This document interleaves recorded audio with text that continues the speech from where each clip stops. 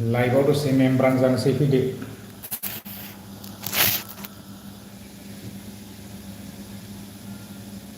Hello लोगोफोर, लाइभआव दसे फैदो गासैबो। बैसागुनि बिजि जाजोब्बाय नामा लाइभआव? हाय हेलौ,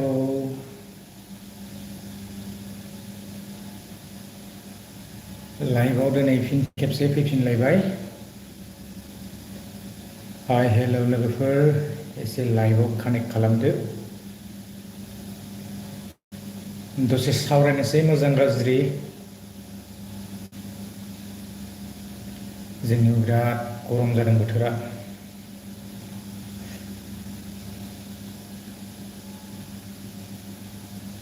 हाय हेलौ, साननैसो जालायबायमोन लोगोफोर लाइभआव फैयैया। दिनै एसे फ्रि टाइम मोनलायबाय आरोना। हेलौ लोगोफोर, लाइभआव दसे फै, लाइभआव। हाय हेलौ, मेम्ब्रां जानोसै दसे बैसागुनि। हाय हेलौ, बेस्थ' जाजोब्बाय नामा? बिराद बिजि। हाय हेलौ, बावखुंग्रियाव सोर सोर गाखोहैखो? देग्लाय माथो भिडिअ'सखौनो नुनो मोनासै। हाय हेलौ लोगोफोर, बावखुंग्रियाव सोर सोर गाखोखो? हेलौ लोगोफोर, एसे कमेन्ट्स खालामहरदो। हाय हेलौ, बिजि जाजोब्बाय नामा? एसे कमेन्ट्स खालामहरदो लोगोफोर। लाइभआव दान्दिसे। हाय हेलौ, दिनै एसे सानावनो सम मोनलायबाय लाइभआव फैनो। थ' कानेक्ट खालामनो हागोन लोगोफोर। बावखुंग्रियाव सोर सोर गाखोखो? कमेन्ट्स खालामहरदो। हेलौ, हाय लोगोफोर, कमेन्ट्स खालामदो। हाय हेलौ,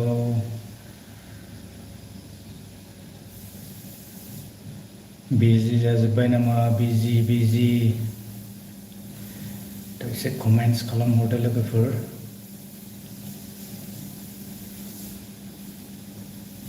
रमान्टिक बरिया। कमेन्ट्स लोगोफोर, कमेन्ट्स। हाय हेलौ,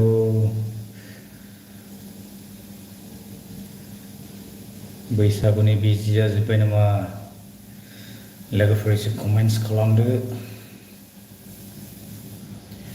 हाय हेलौ,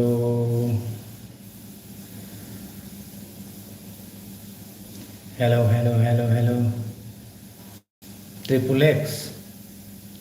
ट्रिपल एक्स पिअ। हेलौ लोगोफोर, कमेन्ट्स खालामदो एसे।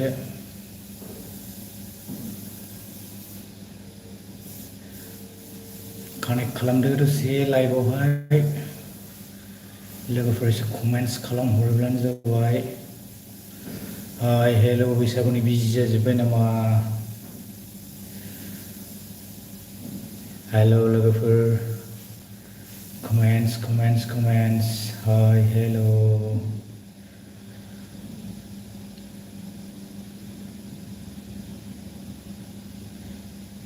हाय हेलौ, कमेन्ट्स। लोगोफोर कमेन्ट्स खालामदो। बैसागुनि बिजि जाजोब्बाय। बावखुंग्रियाव सोर सोर गाखोखो देग्लाय? माथो भिडिअफोर फैयासै बारा। लोगोफोर कमेन्ट्स खालामदो।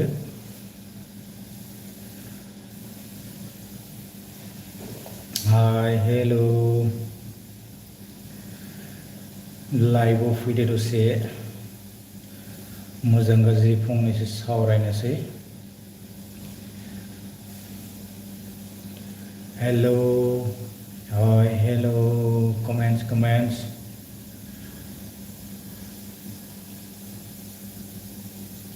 दिनै दसे सम मोननायलाय आरो लाइभआव फैलायबाय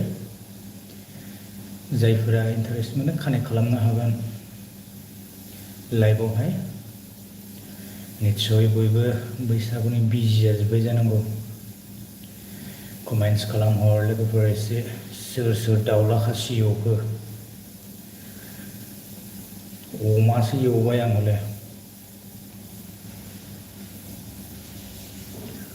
अमाजों होख्लायबाय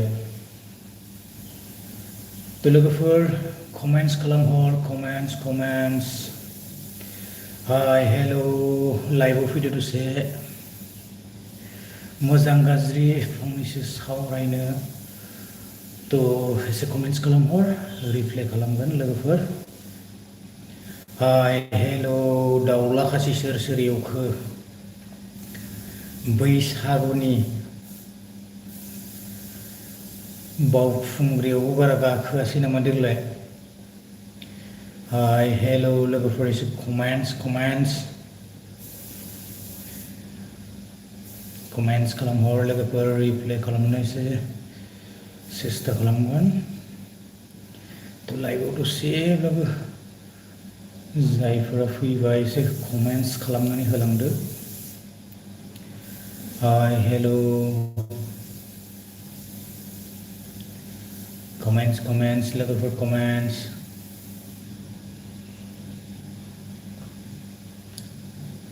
शेयार खालामहर चेनेलफोरखौ साबस्क्राइब गावसिनानै होजोबगोन आरोना साबस्क्राइब हाय हेल' कमेन्ट्स लोगोफोर कमेन्ट्स चेनेलखौ शेयार खालामथिंनानै होयोब्लानो जाबाय तो बिजि जाजोब्बाय जानांगौ निस्सय बैसागु बोथोरनि खोथा हाय हेल' लोगोफोर लाइभआव दसे फैदो जायफोरा इन्टारेस्ट मोनो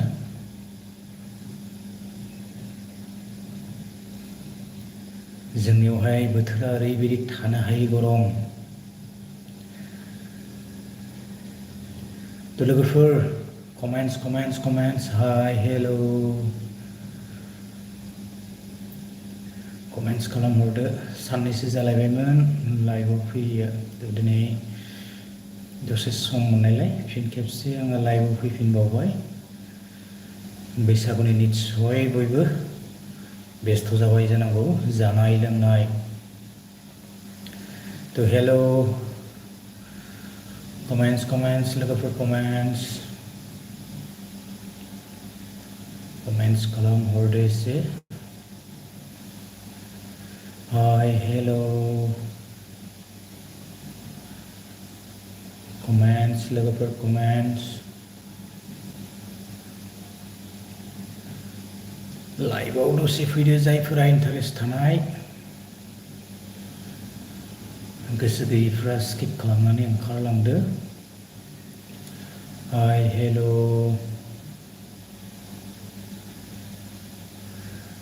कमेन्ट्स लोगोफोर कमेन्ट्स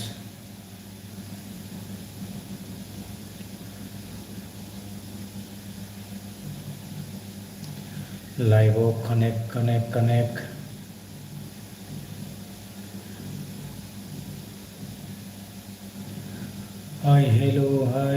हाय बयबो निस्सय बेस्थ' जाजोब्बाय जानांगौ ना बैसागुनि रिल्स इन्स्टाग्राम फेसबुक बायदिसिना भिडिअ'आनो भिडिअ' फैसावसिगोन ना हाय हेल' लाइभआव दसे फैदो लोगोफोर मोजां गाज्रि फंनैसो सावरायनो थाखाय फिन खेबसे आङो फैफिनबावबाय दा लाइभआव बिदि फैबाय थानायबो जाखाया आरो टाइम मोना आरोना हाय हेल' comments लोगोफोर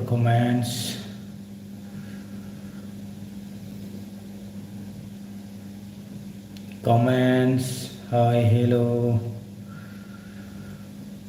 मा ट्रिपल एक्स comments होनानै गालांखो hi hello ट्रिपल एक्स PO मजा आएगा तो लोगोफोर comments hi hello लाइभआव दसे फैदो गावनि बेसेन गोसा समखौ दसेब्लाबो दोनथ'नानै आरोना तो लोगोफोर दाउला खासि एवबाय जानांगौ जोंनिया गैयालै एकदम माने लांदांसो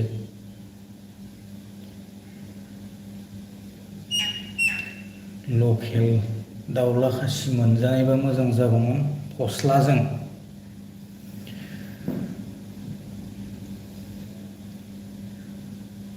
माइब्रा बिदै मन'जोब्बाय नामा लोगोफोर एसे कमेन्ट्स खालामदो हाय हेल' माइब्रा बिदैया नांबाय जानांगौ दसे मेमब्रां जानोसै लाइभआवहाय लोगोफोर कमेन्ट्स खालाम हाय हेल' कमेन्ट्स मा ट्रिपल एक्स माबा माबि कमेन्ट्स होनानै गालाङो हाय हेल' कमेन्ट्स लोगोफोर एसे कानेक्ट खालामदो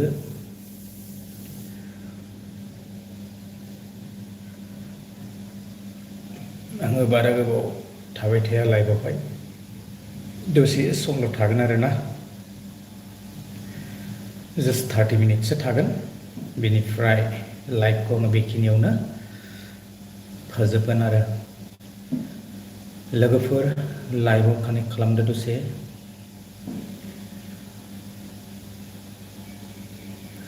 बयनिसिमबो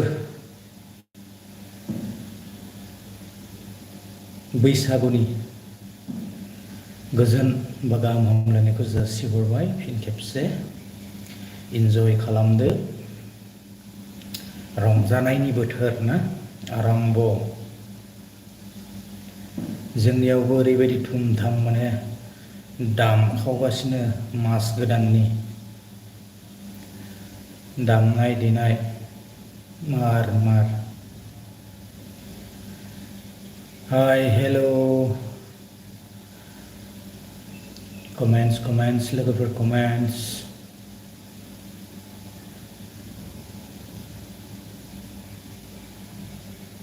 बारा गोबाव थाबाय थाला तो 30 मिनिटसो जाबानो दोनथ'नो सानबाय आरोना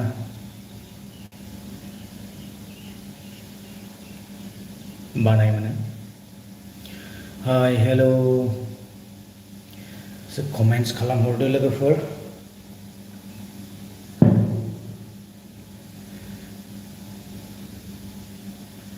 माइब्रा बिदै मन'जोब्बाय नामा माइब्रा बिदै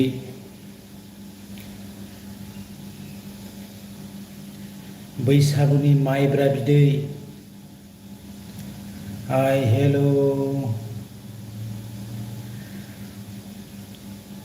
कमेन्ट्स खालामहर लोगोफोर कमेन्ट्स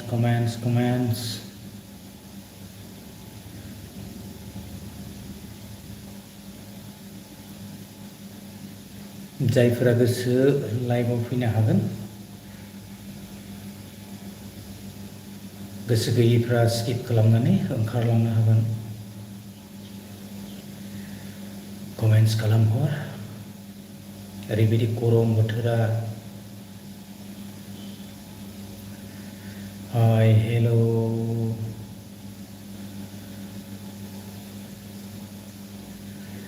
कमेन्ट्स लोगोफोर कमेन्ट्स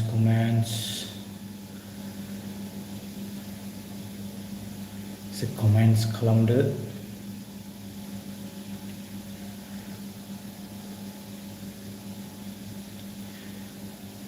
हेल' लोगोफोर हाय कमेन्ट्स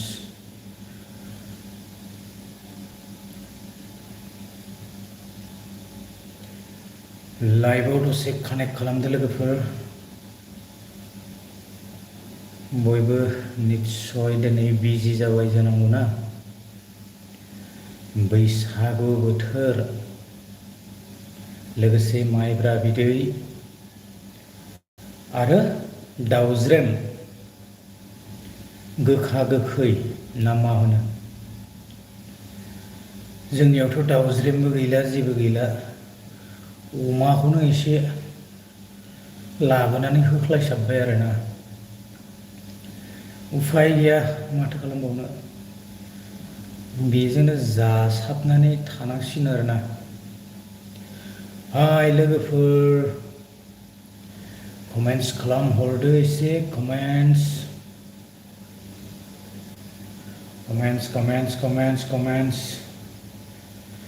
लाइभआव दसे मेमब्रां जानि फै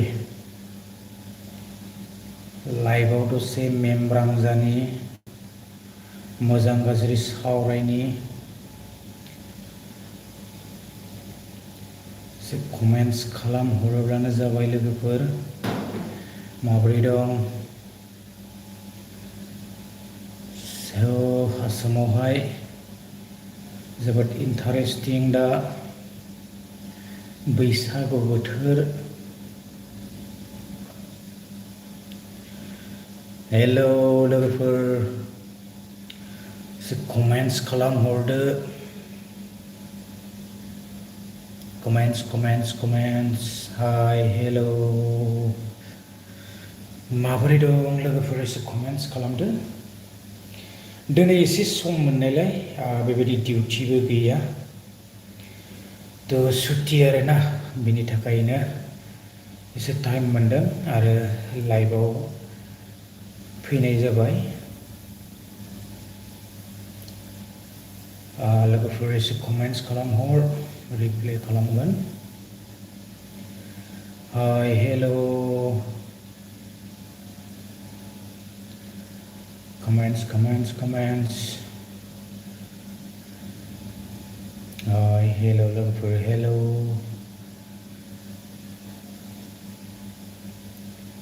कमेन्ट्स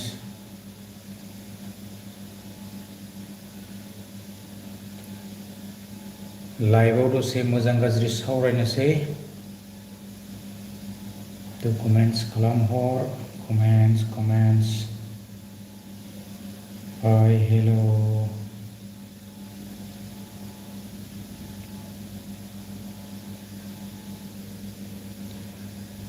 बारा गोलाव थाबाय थाला कानेक्टबो गैया थ' बयबो बिजि 30 मिनिट्स जायोबा आं फोजोबनोसै आरोना लाइभखौहाय बारा गोलाव बखिबाय थानो सानाखै बयबो बैसागु बोथोरनि बिजि जाबाय जानांगौ ना लोंनाय जानाय धुम आरो इन्जय गोखा गोखै जानायनि दिन दाउज्रेम कमेन्ट्स लोगोफोर कमेन्ट्स हाय हेल'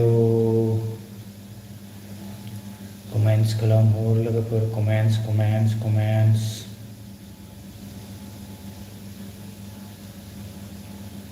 कमेन्ट्स खालाम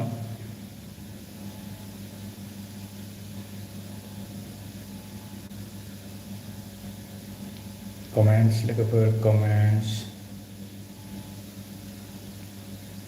hi hello'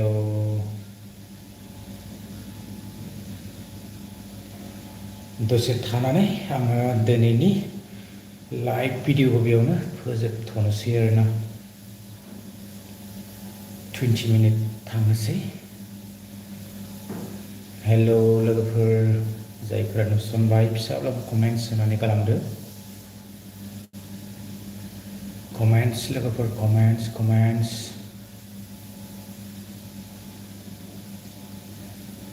hi hello'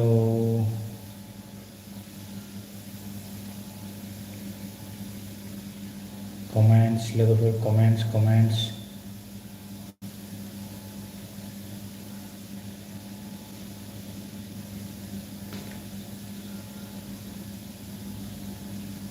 hi hello'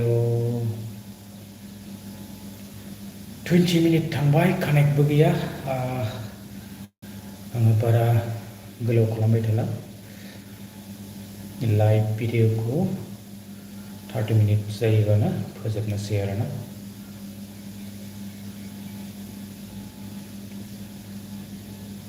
गरमबो बोथोरा स' बारा गोलाव खालामबाय थानो सानाखै कमेन्ट्स खालामहर comments hi hello comments comments comments comments लोगोफोर कमेन्ट्स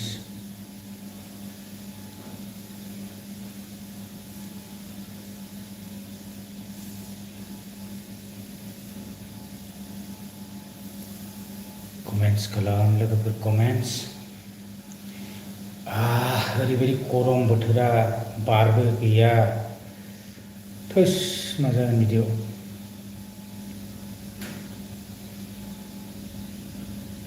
कमेन्ट्स खालामहर कमेन्ट्स कमेन्ट्स कमेन्ट्स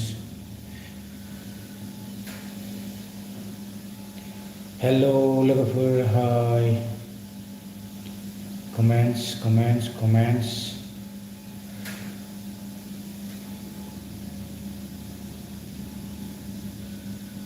एसे लाइभआव फैदो टाइम होनो हानायफ्रा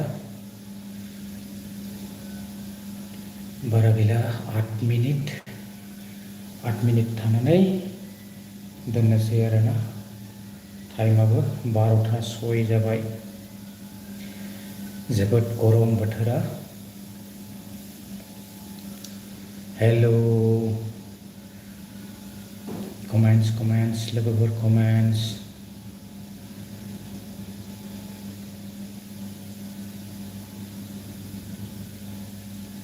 हाय हेलो कमेन्ट्स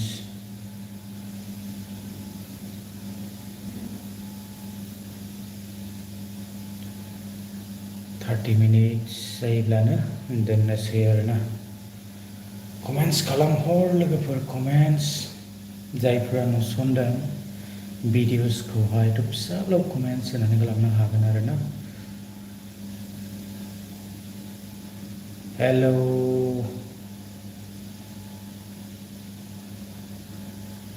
कमेन्ट्स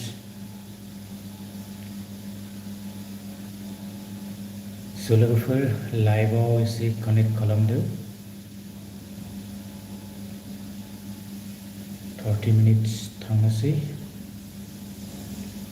गोबां टाइम जिरायबाय थाबायना आरो बेसेबांथो सावरायबावनो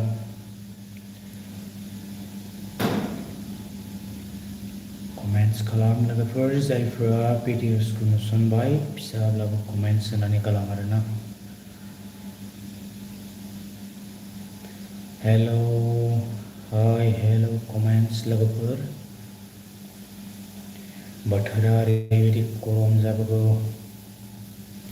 12:06 जाबाय टाइमाबो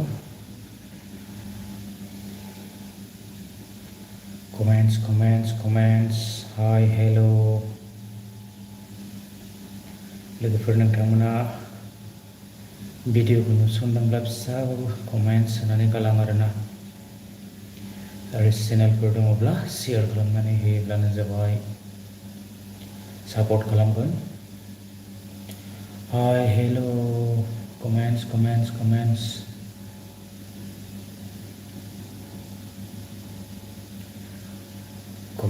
लोगोफोर कमेन्ट्स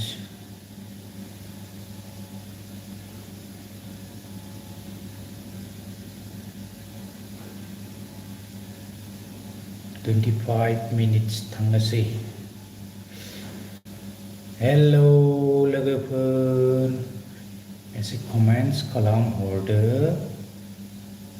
जायफोरा भिडिअखौ नुसनदों एसे कमेन्ट्स खालामनानै गालां आरोना हेलो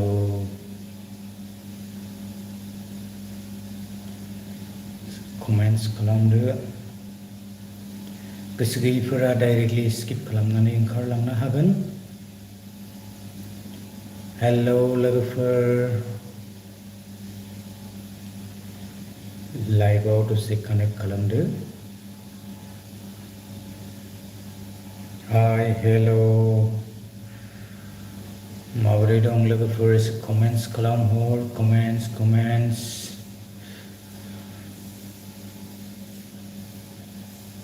कमेन्ट्स हाय हेल'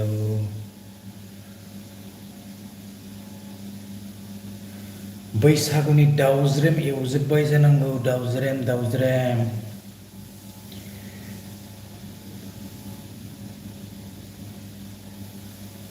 दाउला खासि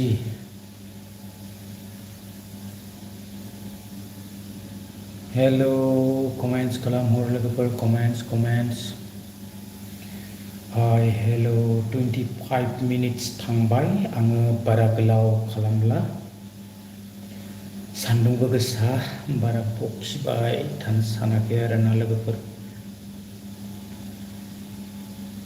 जायफोरा मोजां मोनो एसे लाइभआव कानेक्ट खालामदो। गोसो गैयैफोरा डाइरेक्ट स्किप खालामनानै ओंखारलांनो हागोन। कमेन्ट्स लोगोफोर, कमेन्ट्स हाय हेल' कमेन्ट्स। बैसागुनि माइब्रा बिदै हेल' कमेन्ट्स खालामदो एसे। बैसागुनि बिजि जाबाय जानांगौ। गोखा गोखै आरो दाउज्रेम माइब्रा बिदै लोगोसे। कमेन्ट्स खालामदो लोगोफोर एसे।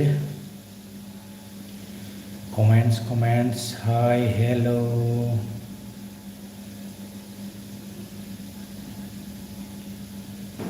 कमेन्ट्स खालामहर।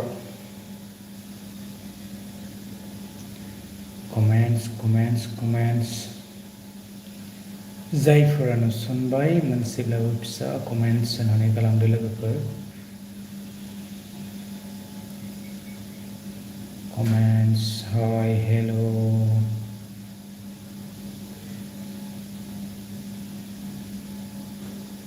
बारा गोलाव खालामबाय थाला, 30 मिनिट्स थाङोबा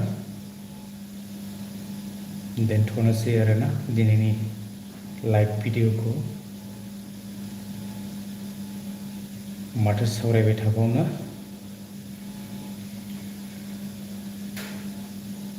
हेल' लोगोफोर एसे कमेन्ट्स खालामहर। कमेन्ट्स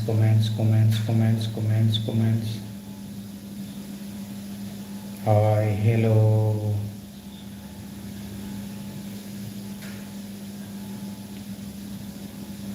दिनै एसे फ्रि टाइम मोनदोंमोन माने, स' बेनि थाखायनो आङो एसे लाइभआव नुजाफैनाय जाबाय।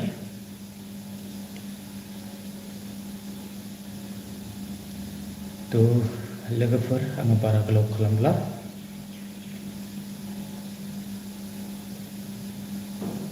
आरो 2 मिनिट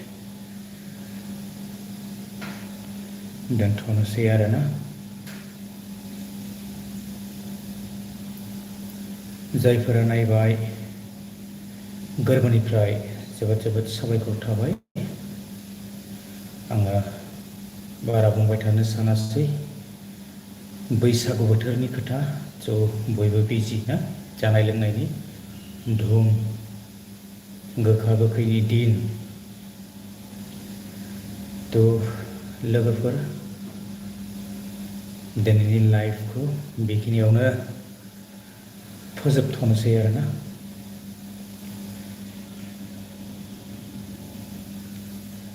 बारा गोलाव खालामबाय थानो सानाखै आरो बेबायदि कानेक्टबो गैया। आजिखालि माने लाइभ भिडिअफोरावहाय बेबायदि कानेक्ट खम जायो। हेल' कमेन्ट्स लोगोफोर एसे कमेन्ट्स खालामहरदो। जायफोरा नुसनबाय फिसाबाबो कमेन्ट्स होनानै गालांनो हागोन आरोना। थ' बिदिब्ला लोगोफोर दिनैनि भिडिअखौ आङो बेखिनियावनो एन्ड खालामनोसै। गोजोन्थों, बाय बाय।